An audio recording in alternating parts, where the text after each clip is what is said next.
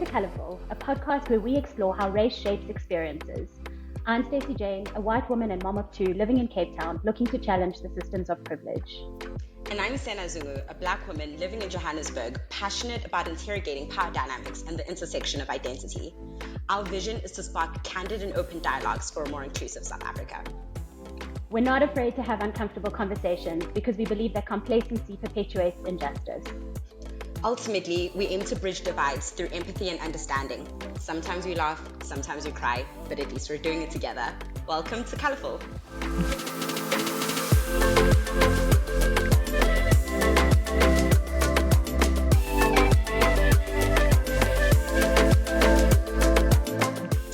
All right, Stace. Today we're diving into a topic that's quite personal, and if I'm being honest, a little bit raw. And that's language.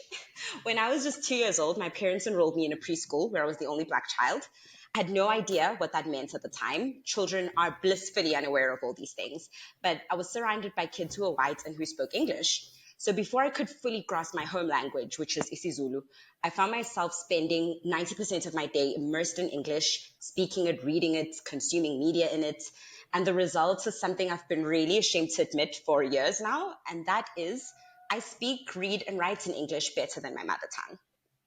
It's a reality that has shaped my identities in ways I'm actually still unpacking. So.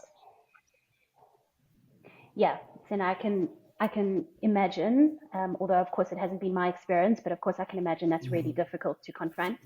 And I have to say that today's topic is also kind of touches my heart too, in a different way, which is more a word that I feel like I use a lot in this podcast, which is shame.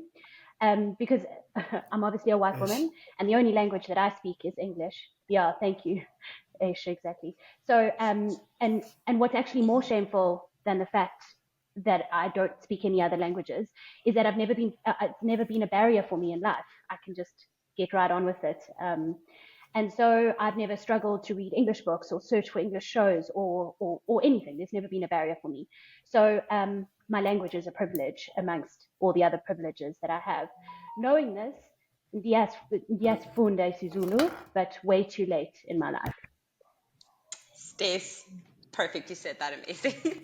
As you and I were trying to converse in isiZulu more. So I have to give her positive affirmation, guys. I've also had countless conversations with peers about their uncomfortable relationship with their mother tongue. So I know that this is not a unique experience because many of us share stories of having to assimilate into a world that seemed to discourage us from engaging in our native languages. And so the message was implicit and explicit that English was preferred everywhere.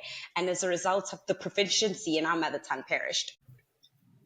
So to help us unpack these power dynamics and language privilege, which have their roots in systemic racism, are two of the co-founders of TAQA. TAQA app is a digital library with a mission of promoting, preserving, and celebrating African cultures and languages through digital media. The app has a library of illustrated children's audiobooks in 11 of our official languages. The aim is to change how literature and education have been presented to African children by bringing stories to African children in their languages. And we believe that storytelling in African language can contribute to the happiness and prosperity of Africans. So welcome Tsepang, Khoboko, and Qhawe, Bula. It's great to be here. Great to be here indeed. Thank you so much for joining us. We're really excited to have you on the podcast, and not just because I know that we're all, Alan Gray fellows. So I literally, again, feel like I grew up with you guys. But I've also admired all the important work that you do. And yeah, you've just been doing such an amazing job since the app launched. But before we get into that, can you tell us a little bit more about yourself and your upbringing? Let's start with you, Tsepang. All right. As mentioned, my name is Tsepang Khoboko. I'm from Welkom in the Free State. So that's where I grew up. My home language is Sesotho, and I was privileged to grow up amongst people who speak Sesotho. And so it's a language I grew up in my neighborhood, in my church community, and I got to quite grasp the language quite a bit in my upbringing. But yeah, so that's a little bit about me. Thank you, Tsepi, for the intro. For myself, hi guys, hope you're well. My name, as spoken to earlier, is Qhawe Bula. I'm a co-founder of TAQA together with Tsepi and two other friends from UCT. I'm from the Eastern Cape, a small town called Komani, or formerly known as Queenstown. I went to an English school, similarly to probably most people on this call, but I think similar to Tsepi, a privilege that I had is that raised in Eastern Cape, particularly Queenstown, Eastern Cape, the vast majority of people are Xhosa. So even though you go to school in an English school, all the other students are largely Xhosa speaking. You'll go to church, it will be Xhosa. You'll go to spa, whatever your everyday life around it. So at least I think it ensured I had a good grasp of isiXhosa. But I think I should say, Sena, somewhat similarly to you, that having done so much of the writing, the thinking, and the reading in English, it's been a lot of catch-up work, I think, over the last couple of years. Although I did isiXhosa esikolweni, I mean, it was first additional language, which is not quite the same. That's primarily in the world of reading and writing. The speaking has been consistently Xhosa, I think, from childhood. Last thing I should say, I have 3 sisters. Shout out to my sisters. And both my parents are educators, which I think is somewhat how I ended up working in education. Thank you very much for that introduction. And actually, I just have to comment. I did some education time in the Eastern Cape, and I love the fact that you describe what you do there as going to church and going to spa. Those are your 2 things. That's what defines you. It's a small town. There aren't too many more places to go. So, Qhawe, please can you tell us a little bit more about the TAQA, the app, and how it all came about? TAQA, to give a kind of full backstory, which I think will paint the picture in the end. I think if I can explain what sort of are the motivations behind forming it. For all at UCT, it's 2016, it's 2017, it's deeply political times. I mean, not that any times are not political, but those times were particularly intense. And particularly intense, I think, around the work of decolonization. And as a team, as friends, we had spent a lot of time discussing not so much free education, which was the main kind of thing at the time, but around DBE and high school education, in particular language. And I think from those discussions, from a lot of the research we're doing at the time, and understanding that children, research suggests, and researchers have long suggested, learn best within their home language. As well as that, in fact, learning your home language in an academic sense, learning it in that way also helps you then learn a second language. Research suggests that if you learn, for me, example would have been in isiXhosa, I would actually be better off than picking up a second language, which could be English or any of the other. But I think primarily from that understanding, which then brings you to a second thought, that then means the majority of South Africans are disadvantaged in their continuing study.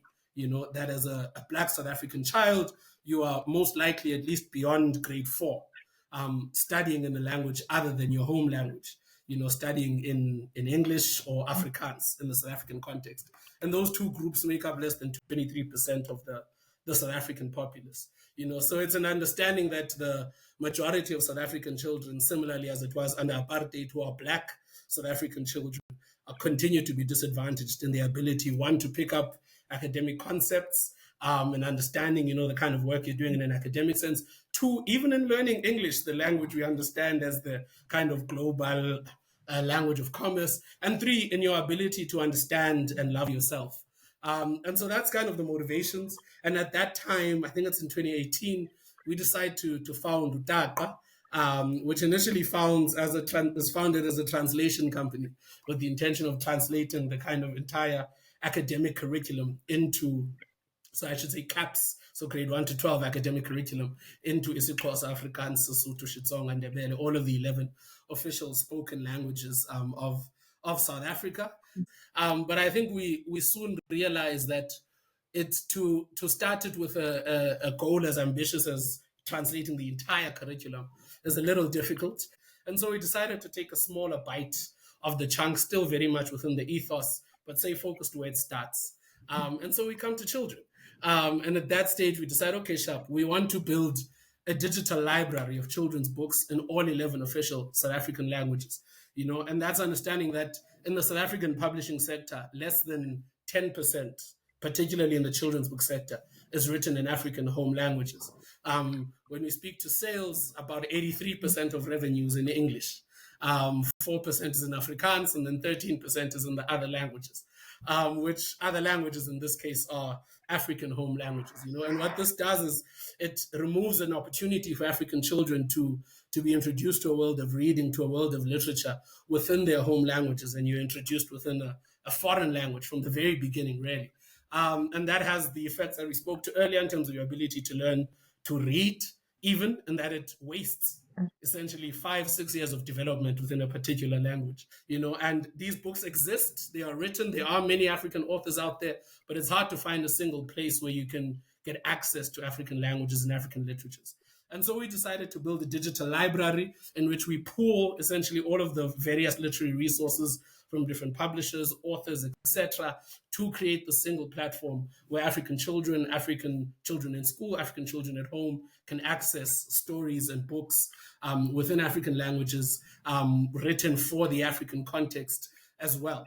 At present, the digital library lives on a number of different apps that aren't our apps. So we run channels on a number of places. We have a channel on the Ayoba messaging app that is our biggest channel. And I think at its peak, we had about 350K followers, people who follow that page, who listen to the TAQA stories, watch the TAQA video books. And as is now in development, is an actual separate app that will be just that, right? Not living on an app with different channels, if you will. I think the last thing that's probably important to say is we make our books in video book format.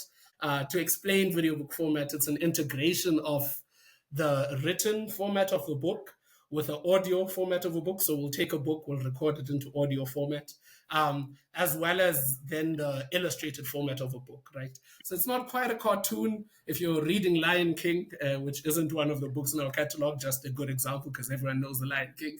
If you are reading Lion King, you're not watching a cartoon of Lion King, you're still seeing a still of Mufasa and Simba and Scar. And you have the words appearing at the bottom as someone reads them to you. And in this way, we hope we can make reading a little more fun for learners, while also adding an element of having it help you to learn how to read. As you hear the words being read to you as you read, but it's still an active activity, and that the imagination's not being done for you. It's still your mind is still going to have to imagine Simba fighting Scar and all of the other good jazz. Qhawe, you said so much there, and it's such a comprehensive answer, and I really do love all of the elements that you spoke on, and I think we could get into each of the problem areas that you sort of identified. I mean, my parents were educators too, and they were educators in rural KZN, and it was so tragic each year to see the matric, these children, getting taught and in a classroom where it's just basically in their mother tongues, but then getting examined. And the only options at that time was either to get examined in Afrikaans or in English. And so in addition to all of the sort of resource and, infrastructure issues, there was this language issues, which no one was taking into account. So it's really an important first step, that sort of education mindset. And it's just an incredible app. And I would really engage out, I want to encourage our listeners to go and check it out, read up more about it. These guys have done some press, they host some webinars, and it's already amazing. So thank you for that. Tsepang. So, we've had some chats as well, but and it was mentioned earlier that we live in a country where the majority of conversation is in English, yet only 8% of the population's home language is in English. And you've spoken on your platforms openly about the fact that you think African languages are at risk of disappearing. Can you tell our English-speaking listeners and help them understand why this is happening? And I think we've already spoken about this or touched on this earlier, to say that if the main mode of communication is in a language that is not a home to you, or one that you don't fully understand, there's then a lot of work that you need to do in order to get the understanding. And if I can paint a picture of this, of a learner who walks into class, it's grade 1, maybe you're from a preschool where you were speaking your home language, and you're now getting to a school that's now English speaking and so forth. A lot of your time is spent on learning the language that is English. And mind you, around that same time, you are also learning how to read. So these are two different skills that people who don't speak English as their mother tongue are forced to learn at the same time. And that is why we have statistics that say that 81% of grade 4 learners in South Africa don't read for meaning. This means they can actually read the words, they can sound the words, and that's correct, but they might not grasp what they're reading. And I think you can imagine how catastrophic that is then to their understanding of concepts and grasping of concepts, and then furthermore now into where they are now being assessed in the language.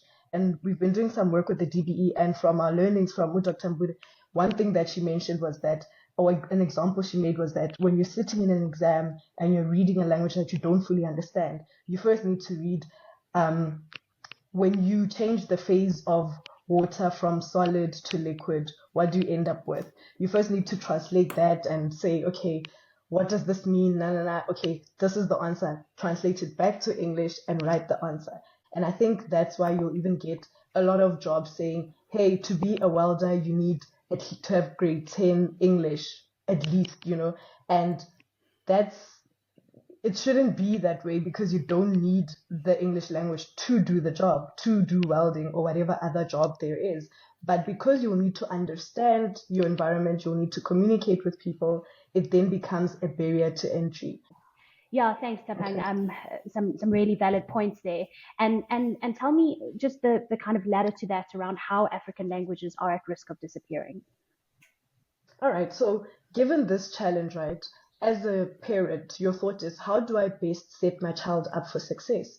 And a lot of parents' answer to that question is, all right, let me start teaching them English from a very young age. And this, they believe, will set the child up for success, which is not a lie, because as soon as the child walks into grade 1, they now know the English language and they can now learn how to read with the language they understand. So it is a fact that will be helpful to them. But what that also then means is that the child then doesn't get to develop and learn their home language and ultimately grasp it. And that will lead to then the scenario where someone is a grown up, they've only ever really learned things and the world around them through the English language, because from when they were home, they learned in English, and right through school, that's been the case. And I don't think, even as you look at the generations, where this has now been like a new phenomenon, that we speak our home languages and that in the depth that our parents, for example, spoke them in, and people that were educated in their home languages. So that is why there's this risk of the disappearance then of African languages.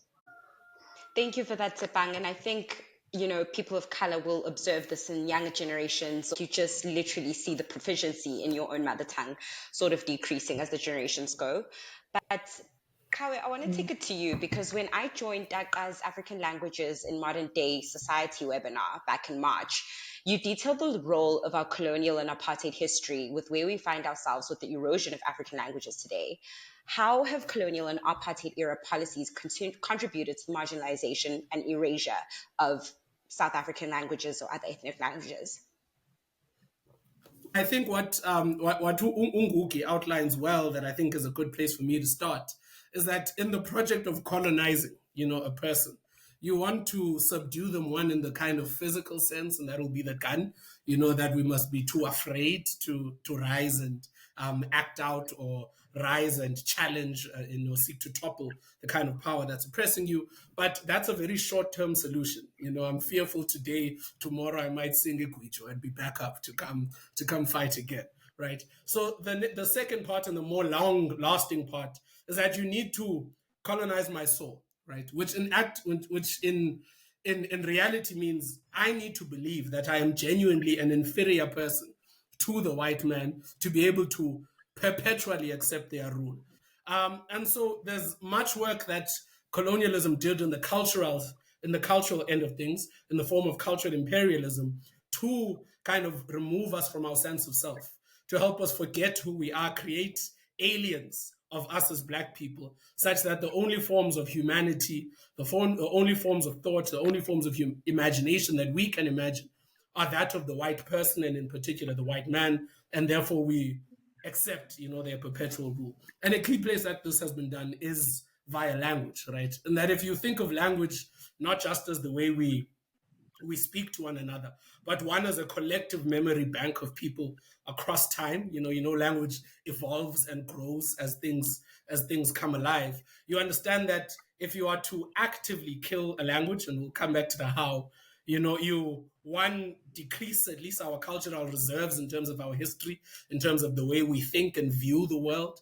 and just in terms of pride of knowing yourself as not people without language or without thought, but understanding that you're a people who have long thought, long imagined, long had history, etc., which is very often held within our languages. But what colonialism did and what apartheid did to continue with it, and this is via the church, one is the first kind of instrument, via the missionaries, later to schools themselves, to the workplace, I think as Utsebi was speaking to, was that they create a world in which the only way in which you can become prosperous, in the form of, say, kind of financial security, whether it's via getting a good education, lady getting a job, etc. All of that is synonymous with being able to speak English, right? And so it's a philosophy that over generations, if it continued, we will soon come to look down upon our own languages, right? Because you can't use isiXhosa to write an application for funding at ABSA. It won't help me. I can't use isiXhosa to get a degree. I can't use isiXhosa to get a job, etc. And therefore, I myself will grow a disdain for this thing. But how? This thing has no practical utility for me. What does is the world of the Englishman, right? And I need to make myself as close to the Englishman or to the white man as possible in order to be prosperous in the world. And so both colonial and apartheid policy continue to do this, in that you couldn't study in your home languages. It was only English and later Afrikaans. When apartheid comes through, if you want to follow what is considered a genuine religion or of Christianity, that is largely in English, although I should give some credit to the missionaries in that a lot of the work of even writing down our languages comes through missionaries, and that is itself problematic, but a chat for another day. And therefore, you yourself grow a disdain for your language, right? And you come to fall in love with the kind of English culture, English way of being, and you then understand yourself as a second-class citizen, as you can never be an Englishman, you're not. All you can be is a really close replica, as close as you can be, right? But nonetheless, you continue to know you're not a white man, you never can be. And so you accept, or rather it's intended to help us accept, white people's rule in perpetuity, which continues into democratic South Africa, where about 60% of students learn in their home languages up to grade 3, but from grade 4, although SGBs have a choice, it's practically not possible in terms of resources provided. Only 5% study in African home languages. From that stage, it's English and Afrikaans. And in such a world, one, African languages die because they don't develop, they're not used. But two, in the kind of colonization of spirit sense, it enforces the earlier thing I was talking to of you believing in a real sense that there's nothing to being Xhosa, there's no sense of humanity, there's no intellect, there's no imagination, there's no music, there's nothing of value. All of the things of value exist on this side of the world, the white ways of the world. Yeah, wow, that was really strong, and actually that is desperately sad sentiment to share. And it also, I mentioned earlier about the fact that I have never faced any barriers by being an English speaking person living in a country where only 8% of the country actually are English speaking. There's never been a challenge. And so language is just such a perfect tool to continue to perpetuate systemic racism, and then on the other hand, privilege, and obviously all the associated inequalities and disasters that you chatted through. So very quickly, can you give us an idea of what we can do to challenge that? Cool. Happy to speak to that as well. I think one, it's important for us, just as a kind of first step, to value our languages, to recognize that it's a lie, it's untrue. That everything you perceive as progress, whether it's intellectual development, like the growth of maths and technology, etc., they are presented by the Western world as things that are of the Western world, as if the Western world is the only thing that's ever given to progress in this world. But just a quick study of history will show you that it's simply untrue, right? And that the story of human development is a global project, And so, one, it's just for us to come to the truth, both via reading and studying, but also just sharing the truth with one another, that our languages are not inferior. They've only been intentionally underdeveloped to not be used in these kinds of spaces. The second part is then, of course, for us to make a conscious effort to support things that are in our home languages and within our cultural contexts. And I think what we'll often find is that there's often more joy in it, right? And that's in music and listening to. I grew up on Trey songs and Chris Brown because I was watching MTV Bass, right? But I come to varsity and I start listening a little more to Unati, to Undando, etc. And I'm like, hold up, I've been missing out on a whole world of love songs that really speak to me, that speak to a cultural context that I understand and relate to. And in fact, I think we'll find more joy, at least that has been my experience, with whether it's music, reading, writing, all sorts of things that exist within our linguistic and cultural context, that we should practice actively. And it does take active effort because much of what's in the world is pulling you in the other direction. And then I think the third bit is to then do the kind of work that we're doing TAQA and that generations have done before us and many other people continue to do, which is then to actively boots on the ground, do the work that grows, develops African languages, but also too that increases the usage of African languages. I feel like that challenge needs to be for all people, though. Born English speaking people like me too. I'm never going to know all of this wealth of cultural inspiration and joy that exists if I'm not going to go out and actively seek it. So I think the challenge is actually for broader South Africa. And, Qhawe, you touched on you said it's the work of individuals. It seems so intimidating as well on a grander scale, because as you explained earlier on, it is so systemic, these barriers that have been intentionally put in place to dissolve African languages. So Tsepang, in your mission and in working with TAQA and getting it up the ground, as Qhawe says, boots on the ground, what challenges have you had to navigate as the TAQA team in elevating African languages, be it from a systemic point of view of funding? Can you just take us through some of those invisible barriers? So starting off, remember Khoboko mentioned we started off wanting to do translation sort of technology and develop that. There was a lot of pushback. The first being from the side of translation technology itself not being very developed, but then the bigger and most probably, I guess, most difficult barrier to overcome was then so you're going to do the technology and grow the languages yourself, because there was the whole thought that, well, the words don't even exist in those languages. So it's not just I am Mark, I want to just translate something from a language that exists to a language that already has the terms, and I'm just doing the technology part. But there was also the additional concept of then also having to build the language aspect of it. And so for some of the words do exist, but when you are pitching in a competition, you want to get the funding, also not trying to educate. And in any case, there's not much time for that. And I think that's been, I'd say, the biggest challenge, because at the end of the day, when you're pitching for funding, you are selling a vision, right?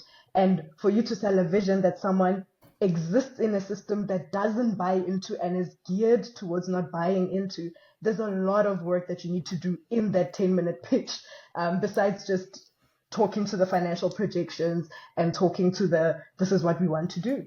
And so I'd say that's been our biggest challenge, the fact that we've had to almost show our value as entrepreneurs and the ability to obviously grow and make profit. But simultaneously, we've also had to then sell the idea that African languages matter, that it matters that we are able to present ourselves in African language. We've had to almost intertwine our pitches to include that somehow, because as we all know, there's a standard set of pitch deck slides. This is what you do on slide 1, this is what you do on slide 8. But we've almost had to build that element, that educational element into our pitches in order to make the vision land for an investor to then say, actually, this is worth investing my money into. Because if you don't buy into that idea, even if the projections, which are great, by the way, show that there is room to grow your money here, you won't buy into the idea, period. And that's, I'd say, has been the most challenge. Also, shout out to E-Squared for seeing our vision. Shout out to E-Squared. And guys, I kind of have a last question. It's maybe a little bit more of a personal question. So I mentioned earlier, ngiyasifunda isiZulu, ndiyazama, but I really want to do it in a way that is respectful. And learning a new language, I mean, you guys actually pointed it out earlier today, how hard it is to learn a new language, because I'm busy translating everything backwards and forwards, and what takes me 10 minutes could have been said in 30 seconds. And so it's hard work, but I need to practice it, right, if I'm going to learn a language. And I want to address something that I know a lot of English-speaking white South Africans experience, which is there is shame in not knowing any language other than English. And that shame translates into, I'm not even going to try it because I'm going to butcher it so badly that I might offend you. And so I kind of want to ask you guys for how I can walk this journey in a way that is respectful of your language. And obviously in this case, I'm only talking about Zulu, but it is the broader question. I think, I mean, I think one, the question of, and I think it's a similar question to like cultural appropriation, like how to use things from other people's cultures in a respectful manner. So I think the first bit to engaging with African languages respectfully is engaging with African people respectfully. And I think the truth of how you learn a language, I mean, there's Duolingo, all these other apps, etc., that teach you African languages, all of which are legitimate, and a huge shout out to those guys for doing that work. But I think primarily you learn a language by speaking it with people around you who speak those different languages.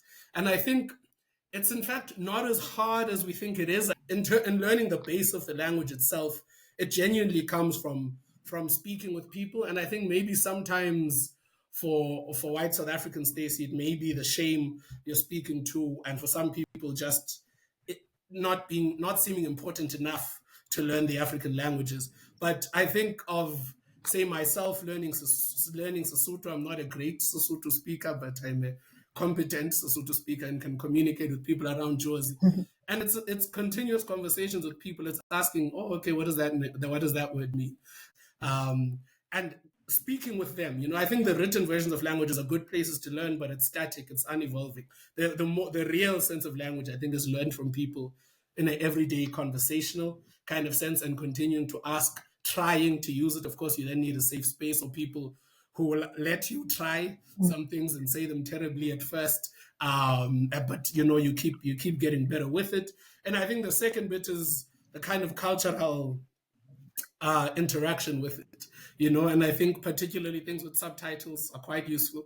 I know many people who know a bit of Venda from Movangu, many people who know a good amount of Afrikaans from Seven Delan. So I think for me, those are my two preferred methods, if you will. Of course, there's a lot of work done by Duolingo, by Angula app, and a number of other people in the space of creating apps that teach people how to learn. And that's really important, and you can use that too. But I think most importantly, it's having enough respect and trust for African speakers themselves to try and ask them that, hey, how do you do this? Okay, sharp, let me give it a shot. Yeah. And I think over time, you genuinely learn. And Qhawe, if I can maybe add to that, just one last point. I'd say also not approaching it as a trick you can do or a spectacle of some sort. Because if you think of Qhawe learning Sesotho, he's not going to go somewhere at a party and make it like a fun fact. Hey, I can speak Sesotho, guys, and it's something that's like a whole, thing. Because at the end of the day, you're approaching it from the perspective of, I want to learn this language because I respect it. I want to, it's not just something that's going to make me, I don't know, something that's, wow, here's Stacy, she can speak isiZulu, I mean, I can speak English, and so what? Why is that not celebrated, And so, I think that's another aspect to it as well. That last point that you've made, Tsepang, I think that is such a key point, because it points to it actually points exactly to the whole thing of privilege, is it is so infrequent that you will find a white person who's even attempting to speak anything other than English, that almost becomes like their party trick. And that is so disrespectful and so inauthentic and against exactly what I'm trying to do. So, Yabonga, that's, I think, a really good point to make. Thank you so much to the both of you. What a discussion. again, huge amount of respect for everything that you're doing. So thank you for lending your voice to such an important topic. We've run out of time, but before we sign off, could you tell us a little bit more about where our listeners can find the TAQA app and anyone else, or sort of like any special projects or webinars you have coming up? I think probably the easiest place where you'll be able to keep up with all things TAQA, and there's a lot of different pieces on the move, is our Instagram page. If you follow our Instagram page, you'll see when we have a webinar, when we have a TAQA reading Sunday, when we have all sorts of other things, as well as when we're releasing books, dropping them on different platforms. So I think that's probably the easiest place to get a full picture of TAQA, if you will. We have existing libraries of books. If you go to the Ayoba channel and you search for the TAQA channel, you'll go listen to a plethora of really fun content there. So we would highly advise that people do that. And to keep eyes pinned to our IG, we have a web app launching likely end of September with a number of new books, which everything we put out for now has been free. For the first time, we'll be selling some books. So please do go have a look at the content. I promise you'll find value in them. And do buy the books when they come out late this September. But in the immediate, check out our Instagram, check out our Ayoba. Yeah, I think just we've also got a TikTok page. You can find some details about us on LinkedIn as well. All of that is TAQA Africa. Amazing. Thank you guys. Thank you so much. We hope you guys our listeners have all enjoyed listening to this episode. We actually have a special request, please. We are looking to grow our number of subscribers on YouTube, specifically that platform. I know you guys listen to us because we get so much feedback after our episodes. So a special plea to please hit the subscribe button on YouTube. It really helps us to get the message spread further and wide and assist us with things like funding.